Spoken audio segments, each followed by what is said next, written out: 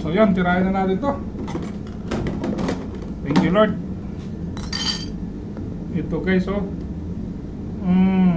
After so many long years, makakain ulit kami ngayon. Dodong, ha? Lugaw.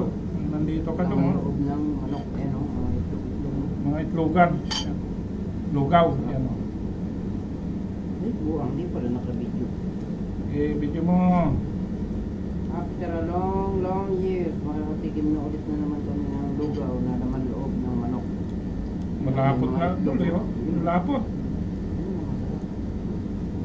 Sayang kung may piritong bawang, masarap yan. Tapos, Yung bawang, hindi nalo papatakan ko mo na dyan. ng yung Nakahalo na yung bawang dyan. Titira. sarap kayo na ulit yung mga kakain. Yun, kain tayo pare. Teka na. Kuha na dyan. Umuusok-usok pa guys.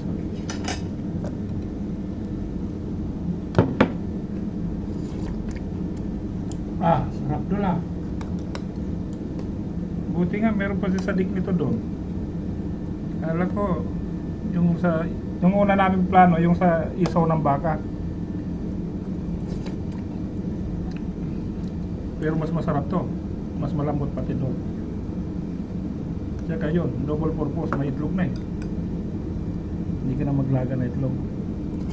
Alam mo yung sa amin yung iprituhan mo ng patay ng manok, saka yung manok na may mantika na madilaw. Ihalo mo dyan. Chili oil. Pagka o-order ka, Chili oil yung sinasabi mo yata. yun, ihalo mo siya. Kain tayo!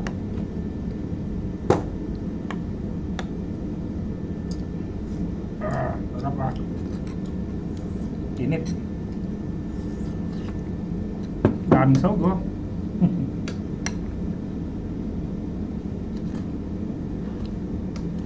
Pagka nito dulo, Yan. Yan o. Habang mainit yan bukas. pwede lagyan ng tubig ulit yan. Tapos simpla ng konti. Gawa lang malapot masyado.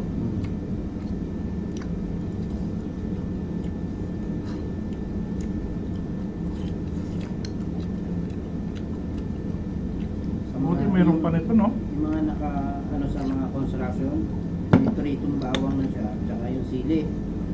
Ito na may langis. Thank you Lord, sarap ah.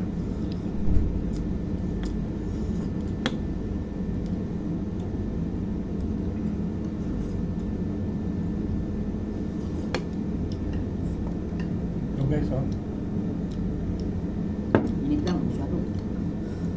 Sa Pilipinas, marinit pa. Tsaka kakapirasong laman. Nga. Yan yung dry na. Dry na sili. Hmm. Prinito ko. Kaya pala tayo nagbayad ngayon doon. Prinito ko ah.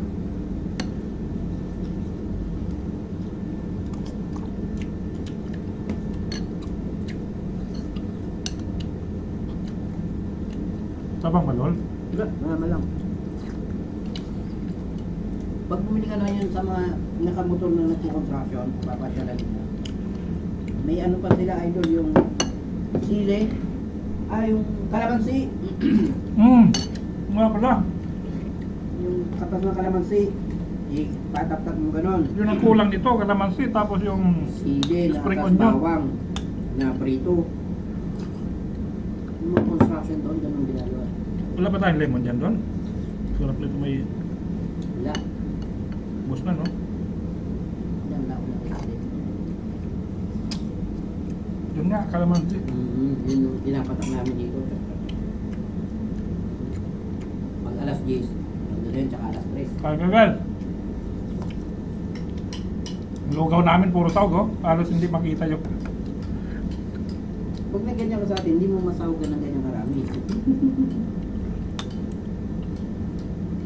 Tsaka bihira tong itlogan na to. Agad doon sa atin. Dito hindi naman nila alam dati yan eh. Tsaka yung paa, tinatapon nila yun eh.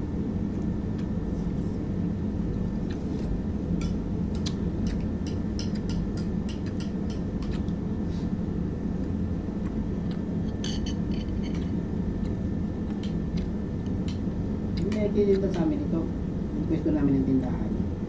Sa madaling araw, nakapwesto na yun, alas 3. Eh, wala na yung matanda, patay na. Napwesto yun doon, madaling araw. Okay na to. Tulog na yun. Maraming salamat po.